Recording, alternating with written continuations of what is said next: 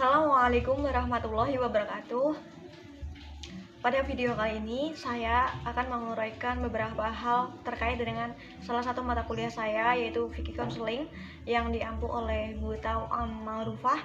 Sebelumnya saya ingin berterima kasih terlebih dahulu kepada Bu Tauam Ma'rufah karena telah membimbing saya dan teman-teman saya di semester 2 ini terkait dengan mata kuliah Fikih Counseling.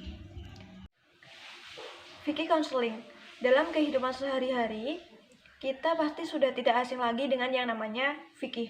Karena ilmu-ilmu yang terkandung dalam fikih sangat erat hubungannya dengan kehidupan manusia dalam kesehariannya.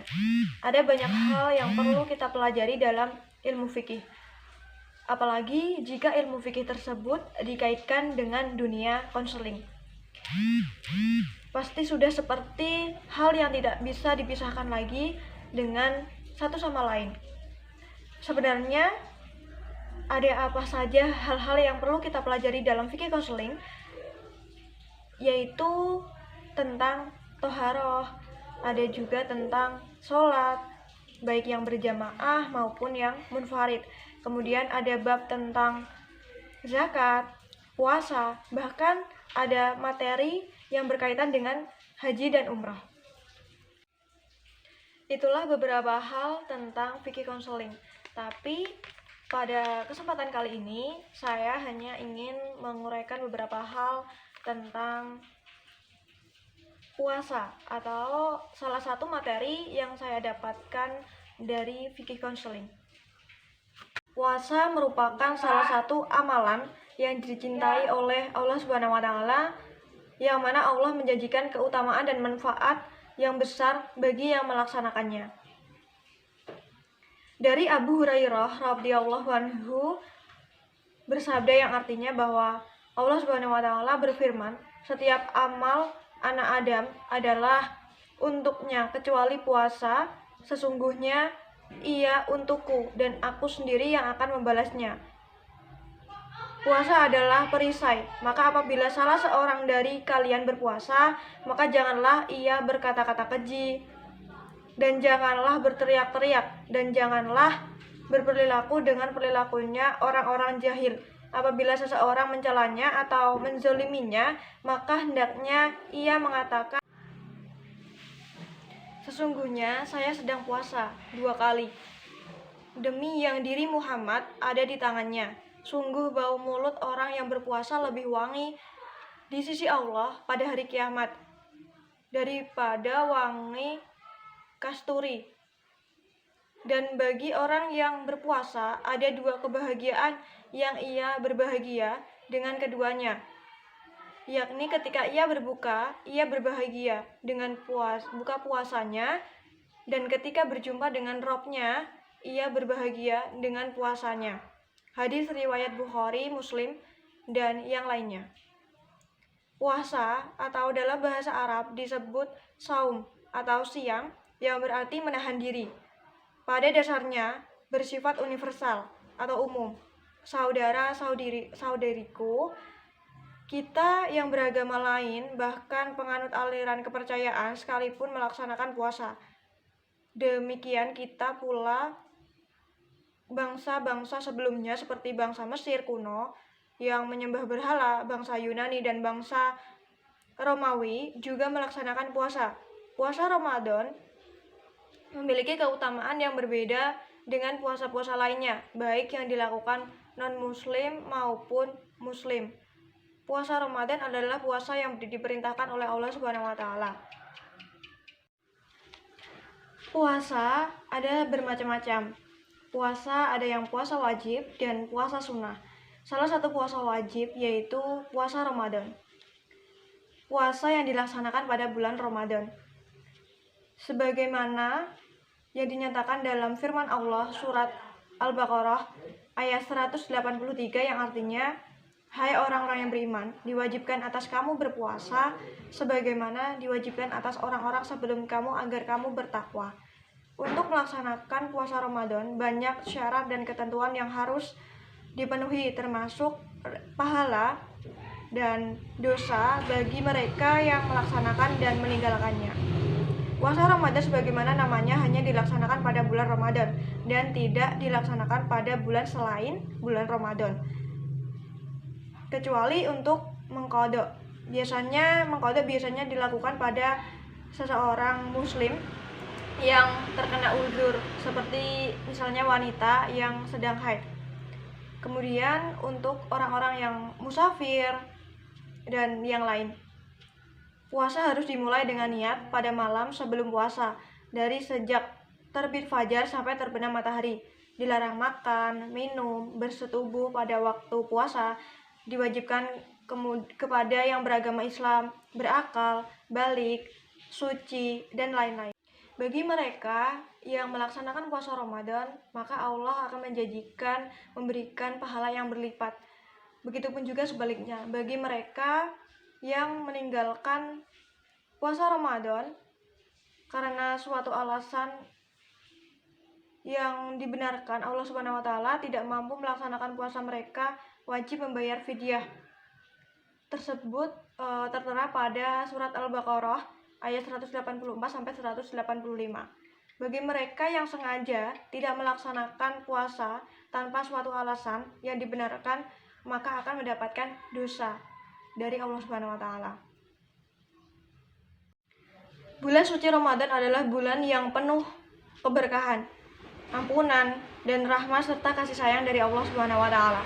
Diwajibkan kepada seluruh orang Islam yang beriman untuk melaksanakan ibadah puasa pada bulan Ramadan dengan tujuan agar menjadi orang-orang yang bertakwa, seperti dinyatakan pada Quran Surat Al-Baqarah ayat 183 yang sebagaimana telah saya sebutkan di awal kesempatan tadi.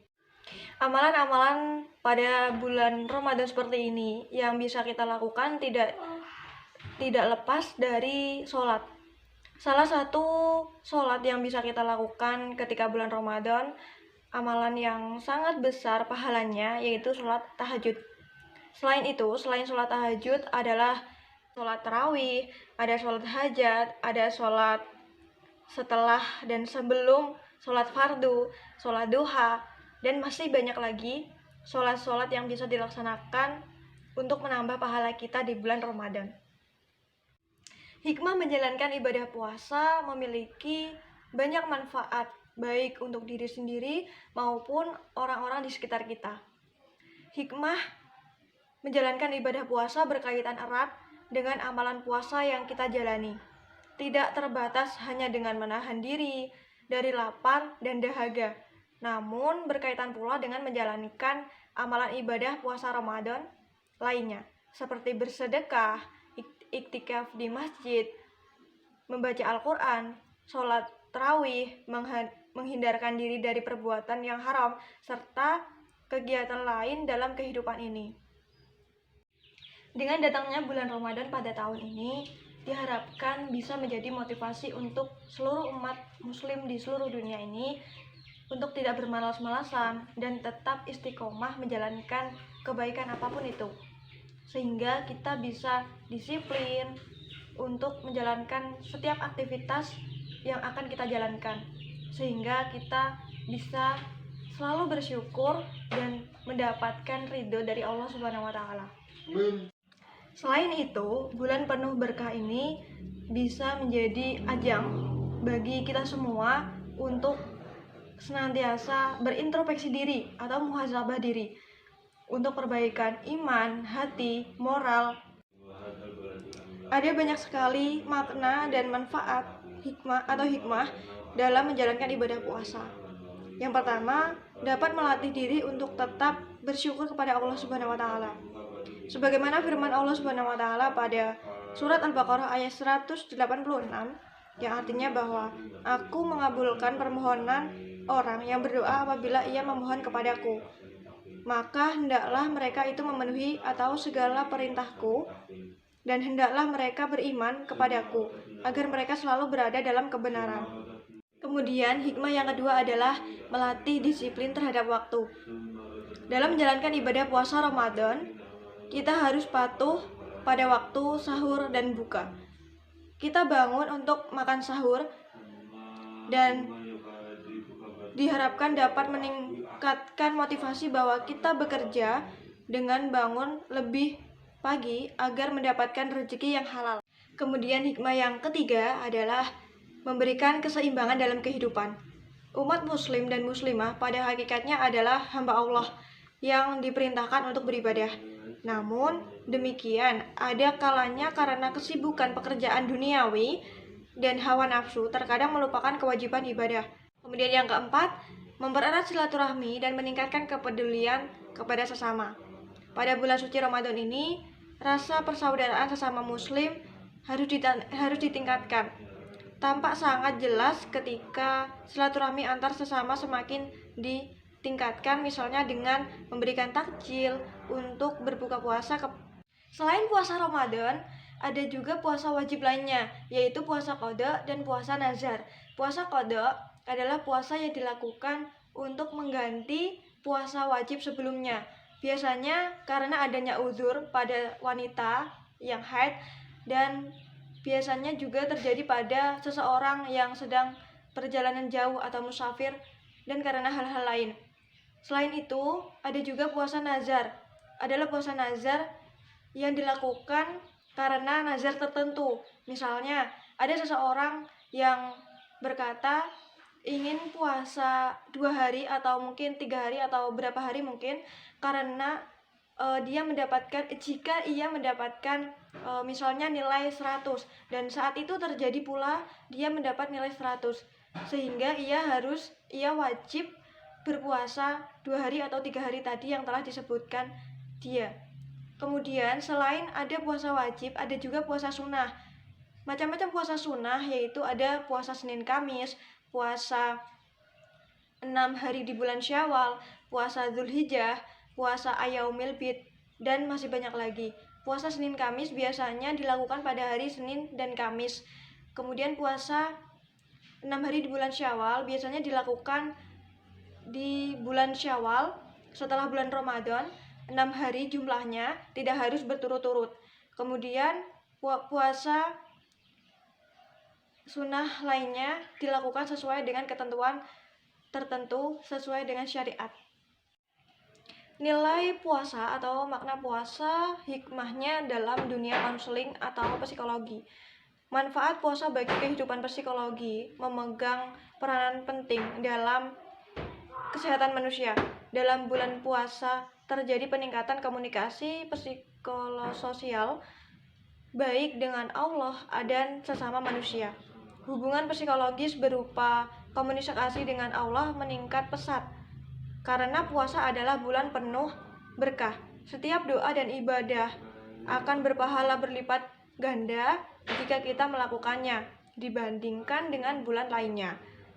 Bertambahnya kualitas dan kuantitas ibadah di bulan puasa akan juga meningkatkan komunikasi sosial dengan sesama manusia, baik keluarga, saudara, dan tetangga akan lebih sering. Berbagai peningkatan ibadah secara langsung akan meningkatkan hubungan dengan pencipta dan sesamanya. Ini akan membuat jiwa lebih aman, teduh, senang, gembira, puas, serta bahagia.